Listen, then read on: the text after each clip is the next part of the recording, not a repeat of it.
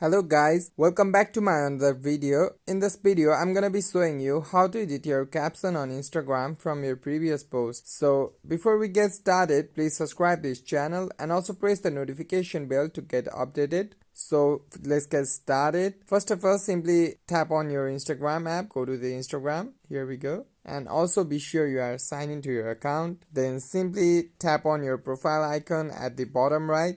And here tap on one of your posts that you wanna edit your caption. So tap on your post, and here you can see these three dots at the right side of your post. Above your post, just tap on these three dots, and here you can see the option of edit between delete and hide like count. So just tap on this edit option, and here you can simply retype your caption, re-edit your caption. Let's say type your caption here and click on this right bottom at the top right. That's it, your caption has been edited. So hope this video helped you, and if you like this video, please subscribe this channel and also press the notification bell. Thank you for watching.